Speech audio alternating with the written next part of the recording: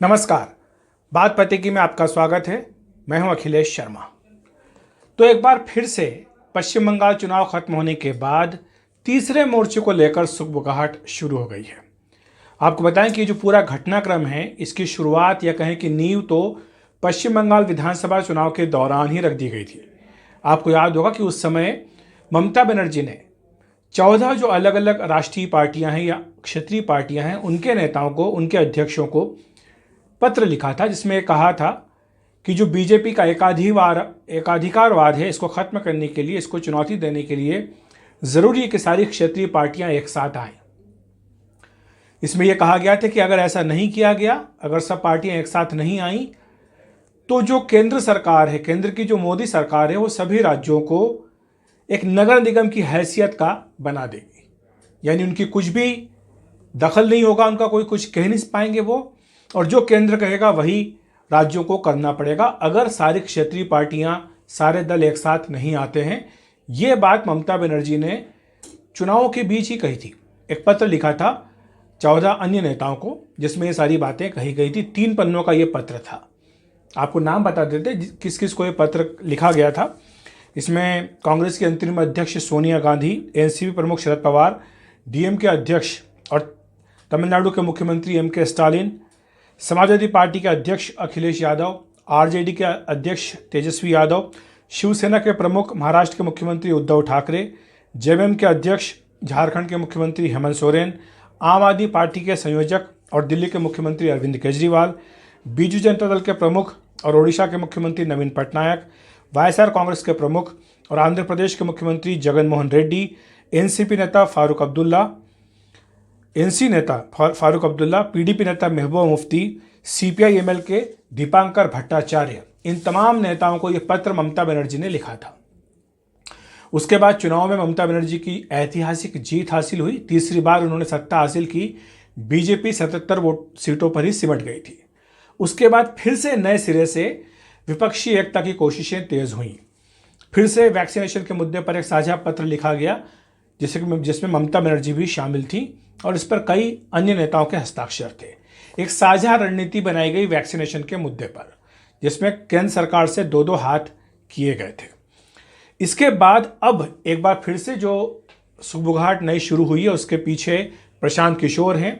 प्रशांत किशोर चुनावी रणनीतिकार, जिन्होंने ममता बनर्जी को ये जीत दिलाने में एक बड़ी भूमिका अदा की है। प्रशांत किशोर वही शख्स हैं जिन्होंने 2014 के चुनाव में नरेंद्र मोदी का चुनाव अभियान संभाला था। उसके बाद कई जो है वो राज्यों में अपनी कामयाबी दिखा चुके हैं। हालांकि उत्तर प्रदेश में जब अखिलेश यादव राहुल गांधी को साथ लाए थे तब वो कामयाब नहीं हो पाए थे, लेकिन उसके बाद कई सारे राज्यों में उन्होंने अपनी ताकत दिखाई है, उन्होंने अपनी रणनीति की कामयाबी दिखाई है। उनको आप ये भी याद दिला दें कि काफ़ी पहले ही दिसंबर में ही शायद उन्होंने एक ट्वीट करके ये बोल दिया था कि बीजेपी को वहाँ पर पश्चिम बंगाल में 100 से ज़्यादा सीटें नहीं मिलेगी। अगर वो मिल जाती है तो फिर वो अपना ये काम छोड़ देंगे। हालांकि चुनाव के बाद उन्होंने कहा कि वो ये काम फिर भी छोड़ रहे हैं। माना जा रहा है कि वो जल्दी राजनीति में हाथ आजमा सकते हैं। उनकी मुलाकात एनसीपी नेता शरद पवार से मुंबई में हुई थी। करीब 4-5 घंटे वो बैठक चली थी, लंबी बैठक थी। उसके बाद आज एक बार फिर से प्रशांत किशोर और शरद पवार की दिल्ली में बैठक हुई।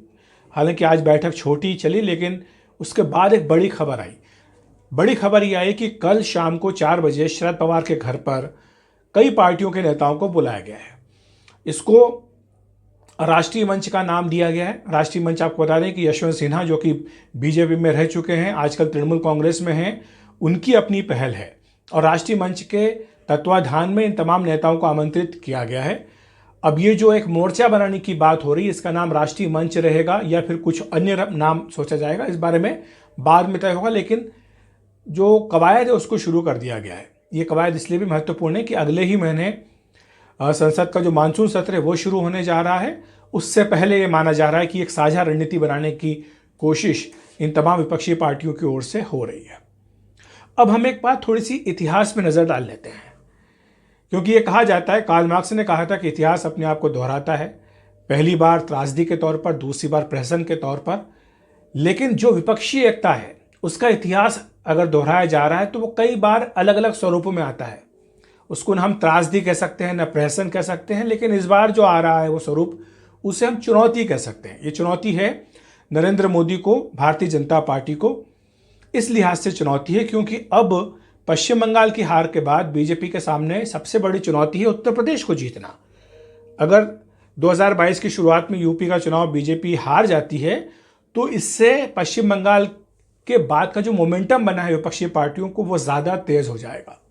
हाँ, अगर बीजेपी जीत जाती है, जो कि एक बहुत बड़ी बात होगी क्योंकि उत्तर प्रदेश में कांग्रेस के बाद शायद ऐसी ये दूसरी बड़ी पार्टी होगी जो लगातार दूसरी बार सत्ता हासिल करेगी, तो ये एक बहुत बड़ी कामयाबी होगी और ये विपक्षी पार्टियों का हौसला पस्त कर सकता है।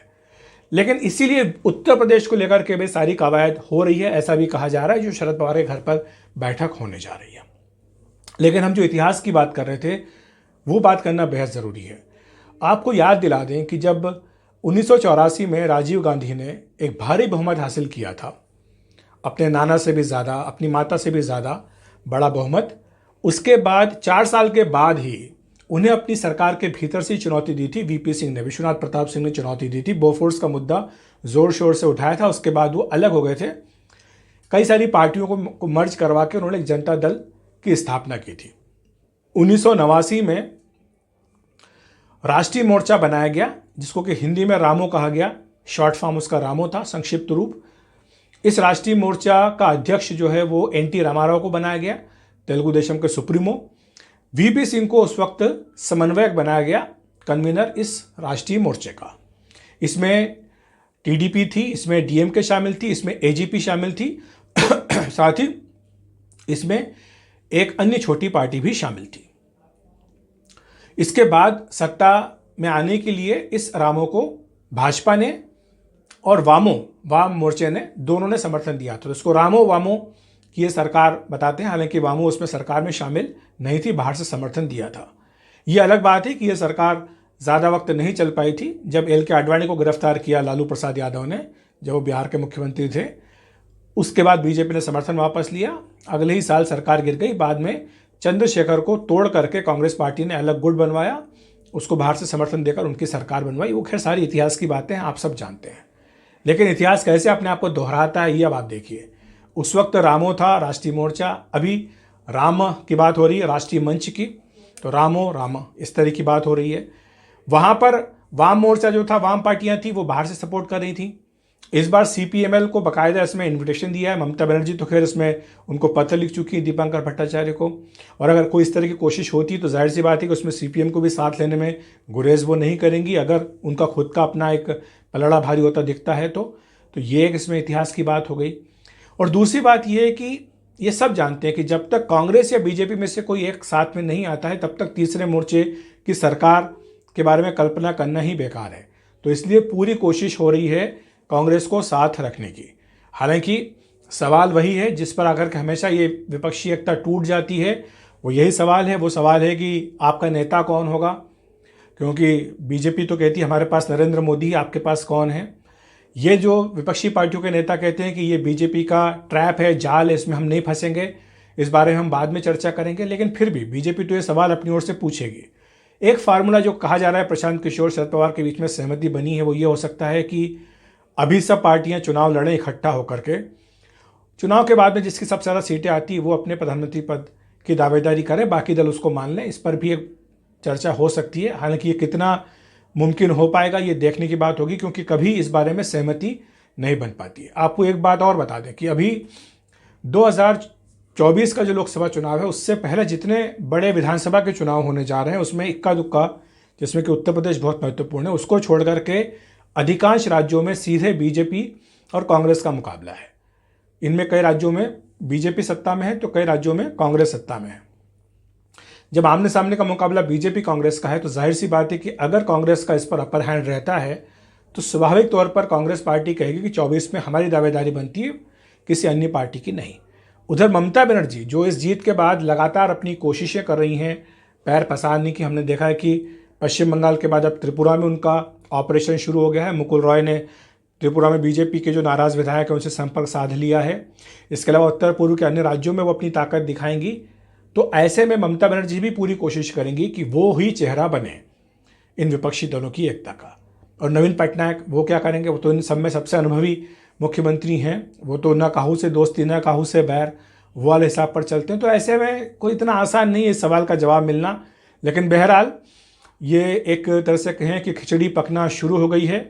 कोई मजाक में ये भी कहता है कि जब लोग खाली बैठे होते हैं तो कहते हैं कि बैठे बैठे क्या करें, करना है कुछ काम, शुरू करें अंत्याक्षरी लेकर प्रभु का नाम।